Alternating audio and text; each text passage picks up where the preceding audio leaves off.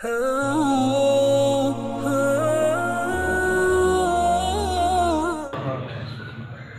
मेरे रब को माल की कसरत नहीं चाहिए, मेरे अल्लाह को हमारा खलूस चाहिए, नीयतों का दुरुस्त होना चाहिए। अगर सही नीयत के साथ मैंने एक मरतबा अपने भाई से मुलाकात करते वक्त अस्सलामु अलैकुम व रहमतुल्लाहि व बरकातहू बोल दिया, मुमकिन है कि इस जुमले की वजह से ही मेरा अल्लाह मेरे ऊपर इस हद तक राजी हो कि मुझे जहन्नम से आज़ाद करके जन्नत का वारिस बना दे। लेकिन आज मेरे अंदर की अना मुझे ये कलमा बोलने नहीं देती। भाई मैं तो छोटी हूँ, मैं तो सलाम बोलूँ, मैं बड़ा हूँ, मैं तो सलाम बोलूँ, मैं साहिब इल्म हूँ, मैं तो सलाम बोलूँ। और भाइयों देखें कौन सलाम में पहल करने वाले हैं? जो इमामुल अंबिया हैं, जो खातमुन नबीयीन हैं, जो शफीउल मुज़निबीन हैं, जिनके ऊपर हमें भरोसा है कि हम जैसे गुनाहगारों की शफाअत और सिफारिश करेंगे, अल्लाह का गुस्सा हमारे ऊपर ठंडा हो जाएगा और उस सिफारिश के बदले में हम अल्लाह की रहमत के जरिए जन्नत में दाखिल हो सकेंगे। उस नबी की सुन्नत है कि बच्चों को मिलते हैं सलाम में पहल करते हैं। वो नहीं देखते कि ये तो छोटे हैं मुझसे, इनका रुतबा मुझसे छोटा है, इनकी उम्र मुझसे छोटी है, इनका ओहदा मुझसे छोटा है। जब भी मुलाकात होती है सलाम में पहल करते हैं। जो सलाम नहीं करता, नबी सलाम फरमाए मेरी उम्मत का बदतरीन बखील आदमी है। अब बखील कौन है? फरमाया बईदुम मिनल्लाह, अल्लाह से दूर है। क्यों दूर है? क्योंकि वो माल जो अल्लाह ने दिया है, जिसके बारे में मेरा ये वहम गुमान है कि शायद मैंने अपनी मेहनत से कमाया है, मैंने मेहनत की है तो फैक्ट्री कारखाना खड़ा किया है, मैंने मेहनत किया है तो दुकान खड़ी की है, मैंने मेहनत किया है तो इतना बड़ा घर इकट्ठा किया है, मैंने मेहनत की है तो मेरे बैंक के अंदर लाखों रुपए मौजूद हैं। अगर मैं ये समझ रहा हूँ तो भाई इससे बड़ी गलतफहमी कोई नहीं, क्योंकि ये माल मेरे अल्लाह ने मुझे दिया है।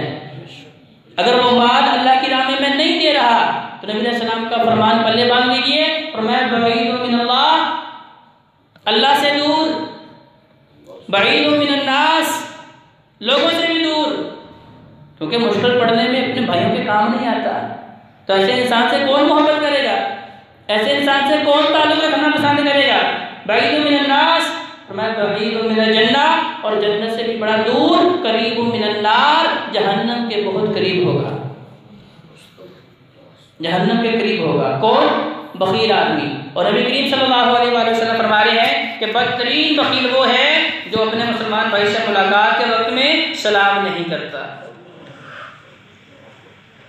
अब इस सलाम का जो सवाल क्या है, इसके पहले तो अखबार मैंने बता दी कि दिल की बीमारियों से इंसान पाक हो जाता है, मुसलमान भाइयों का इज्जत और एहतराम दिल में पैदा होता है, मुसलमानों के लिए मोहब्बत प्यार दिल में पैदा होती है, और घर के अंदर खैर व बरकत होती है, घर से शयातीन भाग जाते हैं। ये सारे फ़वाइद। इसके अलावा नबी करीम सल्लल्लाहु अलैहि वसल्लम की मजलिस में एक सहाबी आए, उन्होंने कहा अस्सलामु अलैकुम, तो नबी सल्लल्लाहु अलैहि वसल्लम ने फरमाया इसने 10 नेकियों को हासिल कर लिया। मेरा ख्याल है जुमला बच्चे भी बोल सकते हैं, कितना मुश्किल तो नहीं। फरमाया अस्सलामु अलैकुम, फरमाया इसने 10 नेकियां हासिल कर ली। एक और शख्स आया, उसने बोला अस्सलामु अलैकुम व रहमतुल्लाह, तो नबी करीम सल्लल्लाहु अलैहि वसल्लम ने फरमाया इसने 20 नेकियों को हासिल कर लिया। तीसरा शख्स आया, फरमाया अस्सलामु अलैकुम व रहमतुल्लाहि व बरकातुहू, तो नबी सल्लल्लाहु अलैहि वसल्लम ने फरमाया इसने 30 नेकियों को हासिल कर लिया।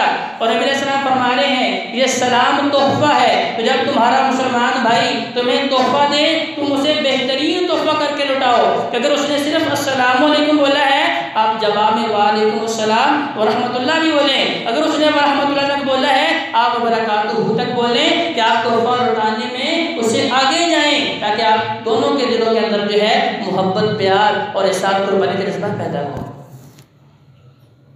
नबी करीम सल्लल्लाहु अलैहि वसल्लम इसी सलाम के मुतालिक इरशाद फरमा रहे हैं कि अफ़शु सलाम बैनकुम, इस सलाम को आपस में आम करो और इससे जब मुलाकात हो सलाम किया करो, क्योंकि इस सलाम के जरिए अल्लाह तबारक व तआला तुम्हारे गुनाहों को मिटा देता है। इस सलाम की बरकत से अल्लाह तबारक व तआला दिलों के जंग उतार देता है, दिलों की तारीकी दूर कर देता है, दिलों की बीमारियों को ख़त्म कर देता है। और ख़ास तौर पे नबी करीम सल्लल्लाहु अलैहि वसल्लम ने फरमाया कि जब भी तुम अपने घरों में या अपनी दुकान पे या अपनी फैक्ट्री में या अपने कारखाने में या किसी भी जगह पे दाखिल हों, वहाँ पे इंसान मौजूद हो या ना हो, आप अस्सलामु अलैकुम रहमतुल्लाहि व बरकात बोल के दाखिल हो। अगर वहाँ पे जिन्नात शयातीन मौजूद हैं, आप उनके शर से महफूज हो जाएंगे। क्या मस्जिद में आए हैं, आप खाली घर में गए हैं, मस्जिद में आए हैं, बंदा कोई नहीं, घर में दाखिल हुए हैं, वहाँ पे घर वाला कोई नहीं, दुकान खोली है सुबह सुबह, वहाँ पे बंदा कोई नहीं, फैक्ट्री में दाखिल हुए, वहाँ बंदा कोई नहीं, तो फिर भी आप सलाम बोल के वहाँ दाखिल हो, तो वहाँ जितने भी शयातीन आपको नुकसान पहुँचाने के लिए रात गुजारी है जो वहाँ पे मौजूद हैं, आप उन सब के शर से महफूज हो जाएंगे। और ये कलमा सुनते ही वो वहाँ से दूर दबा के भाग जाएंगे। और जब नमाज पढ़ी जा रही हो, क्योंकि ये भी क्योंकि नबी सलाम ने हर चीज़ का तरीका और सलीका सिखाया है, तो अगर हम किसी भी काम को नबी सलाम की सुन्नत छोड़ के अपनी मर्जी से करेंगे तो फिर उसके अंदर हमारे लिए ना खैर है, ना बरकत है, ना अजर व सवाब है। उसकी छोटी सी मिसाल कि नमाज के लिए हम वुज़ू करते हैं तो नबी करीम सल्लल्लाहु अलैहि वसल्लम ने उसका हमें तरीका बताया। सबसे पहले हमने बिस्मिल्लाह पढ़नी है, फिर हाथ धोने हैं, एक पूरी तरतीब पाँव तक नबी करीम सल्लल्लाहु अलैहि वसल्लम ने बताई। तो अगर हम इस तरतीब को उल्टा शुरू करें कि पहले पाँव धोएं, फिर बाजू, फिर चेहरा और करते करते आखिर पे हाथ धोएं, तो क्या हमारा वुज़ू हो जाएगा? क्यों नहीं होगा? क्योंकि ये तरीका मेरे महबूब पैगम्बर अलैहिस्सलाम ने नहीं बताया। वुज़ू के आज़ा तो हमने धो लिए, सारे आज़ा को तरबतर कर दिया, चाहे पानी के अंदर होता दिन होकर भी बाहर निकल आए, इससे हमें तहारत हासिल नहीं होगी और इस वुज़ू से साथ पढ़ी हुई नमाज रब की बारगाह में कबूल भी नहीं होगी। कौन सी कबूल होगी? जो वुज़ू हमने नबी करीम सल्लल्लाहु अलैहि वसल्लम की सुन्नत के मुताबिक किया है। तो ये सलाम के भी आदाब नबी करीम सल्लल्लाहु अलैहि वसल्लम ने सिखाए हैं कि अगर हम उन आदाब का ख्याल रखेंगे तो फिर यकीनन इसके अंदर जितने भी फ़वाइद नबी सलाम ने बयान फरमाए हैं उन सब का हमें हकीकी तौर पर फ़ायदा होगा। जब नमाज पढ़ी जा रही है, जमात हो रही है, तो अक्सर होता है कि अब आप आ रहे हैं जो बाद में ताख़ीर से आने वाले हैं, आप बुलंद आवाज़ से सलाम कर रहे हैं, तो अब उसमें होता क्या है कि इंसान का जो खुशू खुजू है, जो तवज्जो है, वो लम्हे भर के लिए ख़त्म हो जाती है। इंसान भूल जाता है कि मैं क्या पढ़ रहा था, मैं अल्लाह से क्या मुनाजात कर रहा था। तो यकीनन इसका भी जो तरीका नबी सलाम ने बताया होगा ना, इसका सलीका भी तो नबी ने सिखाया होगा। मोहतरम इमाम मालिक के अंदर हदीस मौजूद है कि हज़रत अब्दुल्लाह इब्न उमर रज़ियल्लाहु तआला अन्हु ने एक शख्स को देखा जो नमाज पढ़ रहा था, बाहर से आने वाले बंदे ने सलाम किया तो उसने नमाज के अंदर ही उसका जवाब जो है वो बुलंद आवाज़ से दिया। अब नमाज मुकम्मल हुई तो हज़रत अब्दुल्लाह इब्न उमर रज़ियल्लाहु तआला अन्हु जिन्होंने नबी करीम सल्लल्लाहु अलैहि वसल्लम से सलाम के आदाब को सीखा हुआ था, उन्होंने बताया मेरे भाई नबी सलाम ने इसका तरीका ये नहीं सिखाया, इसका अदब ये नहीं सिखाया कि आप नमाज के अंदर जवाब बुलंद आवाज़ से दें। नबी सलाम ने फबासत कफ़्फ़हु, जब अपने हाथ को फैला के हल्का सा जवाब दे दिया। लेकिन ये कब की बात है? जब एक बंदा अकेला नमाज पढ़ रहा है। अगर जमात हो रही है और काफ़ी लंबी चौड़ी सफ़े मौजूद हैं तो आपके ऊपर ये बात लाजिम नहीं कि आप इतनी बुलंद आवाज़ से सलाम करें कि इमाम साहब तक आवाज़ जाए। सलाम करना सुन्नत है, उसका जवाब देना वाजिब है, लेकिन ये भी देखें कि आप फ़र्ज़ अदा कर रहे हैं, फ़र्ज़ नमाज में अल्लाह के सामने मौजूद हैं, आप आए सलाम ज़रूर करें, लेकिन इतनी आहिस्ता सी आवाज़ से करें कि जो करीब के 2-3 नमाजी हैं बस वही सुन लें और वही जवाब दे दें, क्योंकि इसका जवाब देना फ़र्ज़ किफ़ाया है। एक मजलिस के अंदर 1 लाख लोग मौजूद हैं, आप दाखिल हुए हैं, आपने सलाम किया है, आपके ऊपर ये लाजिम नहीं है कि आप 1 लाख बंदे तक अपनी आवाज़ पहुंचाएं। अगर वहाँ हाजरीन में से 2 बंदों ने 3 बंदों ने भी आपका सलाम सुना और उन लाख में से 1 बंदे ने भी जवाब दे दिया, आपकी सुन्नत भी अदा हो गई, उनकी तरफ से वाजिब भी अदा हो गया। तो सलाम को नबी सलाम की सुन्नत समझ के और प्यार मोहब्बत के साथ अदा करें, ताकि इससे हमने अल्लाह का तकर्रुब हासिल करना है और अपने रब की रज़ा को हासिल करना है और इसके सिले में अल्लाह की तरफ से नाज़िल होने वाली बरक़ात को, खैर को अपने दामन में समेटना है। कुछ आइमा तो इस बात को सख्ती से मना करते हैं कि जब जमात हो रही हो तब सलाम नहीं करना चाहिए, लेकिन ये बात भी गलत है। नबी करीम सल्लल्लाहु अलैहि वसल्लम की हदीस हज़रत अब्दुल्लाह इब्न उमर रज़ियल्लाहु अन्हु इमाम मालिक के हवाले से बयान कर रहे हैं, बिल्कुल सही हदीस, कि भाई नमाजी जो है हाथ के इशारे से बस हल्का सा जवाब दे दे, एक ही जवाब दे दे तो काफ़ी है, एक को सुना दे तो काफ़ी होती है, इसका मतलब ये नहीं है कि हर नमाजी के कानों तक जो है मेरे सलाम की आवाज़ पहुँचे। और अगर 10, 12, 15 लोग इकट्ठे भी आए हैं तो उनमें से भी सिर्फ एक बंदे ने अस्सलामु अलैकुम व रहमतुल्लाहि व बरकातहू बोल दिया तो उन सब की जानब से ये सुन्नत अदा हो गई। और ये सलाम करना किस हद तक ज़रूरी है, नबी करीम सल्लल्लाहु अलैहि वसल्लम फरमाते हैं कि मुसलमान के दूसरे मुसलमान के ऊपर जो हुकूक हैं, किसी हदीस में नबी ने फरमाया 4 हक हैं, किसी मुकाम पे फरमाया 6 हक हैं, किसी मुकाम पे फरमाया 10 हक हैं। उनमें से हमेशा ये फरमाया कि जब तुम्हारी मुलाकात अपने मुसलमान भाई से हो फसल्लिम अलैहि, तुम उसके ऊपर सलाम भेजो। ये मुसलमान का हक है, तो सलाम करना ज़रूरी है। नबी करीम सल्लल्लाहु अलैहि वसल्लम की सुन्नत है और नबी सलाम ने जो उसके आदाब जो तरीक़ाकार बताया है उसके मुताबिक करेंगे तो फिर यकीनी तौर पे हमें इसके सारे के सारे फ़वाइद और इसके अंदर छुपी हुई हिकमतें जो हैं उन सब से फ़ायदा उठाने का मौका मिलेगा। गुज़िश्ता जो मैं ये सवाल भाई की जानिब से आया था कि जिस सलाम के बारे में बता दीजिए कि नमाज में करे या ना करे।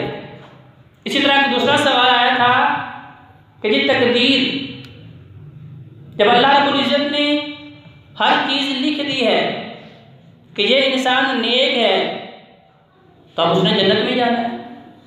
अल्लाह ने लिख दिया कि ये आदमी फासिक, फाजिर, काफिर, मुनाफिक, मुशरिक है, अब उसने जहन्नम में जाना है। तो इसका मतलब ये है कि अब अल्लाह ने जब लिख दिया तो फिर मेरे बस में तो कुछ ना हुआ। भाई ये बहुत बड़ी गलत फहमी है। हम इस तकदीर के मामले को गलत समझते हैं। तकदीर पे ईमान अरकान ईमान में से एक रुकन है। अगर तकदीर के अच्छे और बुरे होने पे मेरा ईमान नहीं है तो मेरा ईमान नाक़िस है। लेकिन इस तकदीर के मसले के ऊपर इसकी वजाहत मेरे जहन में होनी चाहिए कि अल्लाह तबारक व तआला ने जो लिखा है उसके ऊपर मुझे मजबूर नहीं किया कि मैंने लिख दिया है अब तुमने यही करना है। अगर ऐसा ही था तो फिर अल्लाह तबारक व तआला ने किरामन कातिबीन क्यों भेजे हैं? अल्लाह के पास तो पहले से रिकॉर्ड मौजूद है, लोहे महफूज के अंदर सब कुछ लिखा हुआ है कि मैंने कितनी नमाज़ें पढ़नी हैं, कितने रोज़े रखने हैं, कितनी अच्छाइयाँ करनी, कितनी बुराइयाँ करनी हैं। तो किरामन कातिबीन को क्यों भेजा अल्लाह तबारक व तआला ने? इसलिए भेजा कि अल्लाह ने मुझे आज़ाद कर दिया है। क्या वो मेरी मर्जी है कि जान सुन के मैं मस्जिद में आता हूँ कि नहीं आता, रमज़ान में मैं रोज़े रखता हूँ कि नहीं रखता, मेरे पास माल मौजूद है, रब की जो है रस्ते में खर्च करता हूँ कि नहीं करता, इस मामले में बिल्कुल आज़ाद हूँ। इसकी छोटी सी मिसाल कि एक उस्ताद है, जब वो अपने शागिर्द को पढ़ाता है उसे 2, 4, 5 दिनों में बात समझ आ जाती है कि ये पास होगा या फेल होगा। 2, 4 दिनों में, हफ्ते 10 दिन में, महीने में समझ आ जाती है कि मेरा शागिर्द पास होने के काबिल है या नहीं। अब वो एक पर्ची पकड़ता है, उसके ऊपर लिख देता है, उसे बंद करके रख देता है, कहता है जब तुम्हारा नतीजा आएगा इसे देख लेना। अब पूरा साल गुजरा, नतीजा आया, वो बच्चा फेल हो गया। अब उसने जाके पर्ची खोली, पर्ची के ऊपर लिखा हुआ था कि इसने फेल होना है। अब उस्ताद को पकड़ ले, कभी आपने लिखा था तो मैं फेल हो गया। ठीक, उन्होंने अपने तजर्बे की सूरत में लिखा था, अपने आका सल्लम के तजर्बे की सूरत में लिखा था कि ये नहीं पढ़ेगा तो फेल होगा, अगर पढ़ता तो यकीनी तौर पे वो कामयाब होता। उस लिखने के ऊपर वो बच्चा मजबूर नहीं। इसी तरह जो अल्लाह ने लिख दिया है, अल्लाह को पता है इंसान ने कौन कौन से काम करने हैं, क्योंकि मेरे अल्लाह का इल्म जो है वो हर चीज़ के ऊपर हावी है। मेरे अल्लाह का इल्म बड़ा वसी है, लेकिन मुझे उसके ऊपर मुकल्लफ नहीं किया गया, मुझे उसका मजबूर नहीं बनाया गया। मुझे बिल्कुल अल्लाह ने आज़ादी दी है। मेरे सामने अल्लाह ने सिरात मुस्तकीम भी रख दिया है, सिरात जहीम भी रख दिया है। इबादुर रहमान का रास्ता भी मेरे सामने है, इबादुर शयातीन का रास्ता भी मेरे सामने रख दिया है। अब मेरी मर्जी है कि मैं जन्नत के रास्ते पे चलता हूँ या अल्लाह को नाराज़ करने वाला रास्ता जो जहन्नम का रास्ता है उसे इख्तियार करता हूँ। लिहाजा तकदीर के ऊपर ईमान ये ज़रूरी है, इसके बगैर ईमान मुकम्मल नहीं हो सकता। लेकिन दूसरी बात ये भी है कि इसके ऊपर अल्लाह तबारक व तआला ने ना तो हमारे ऊपर जुल्म किया है, ना हमें इसका बाउंड और पाबंद किया है कि जो अल्लाह ने लिखा है मैंने वही करना है। करने के ऊपर मैं बिल्कुल आज़ाद हूँ। अल्लाह तबारक व तआला से दुआ है कि अल्लाह कुरान और नबी सल्लल्लाहु अलैहि वसल्लम के फरमान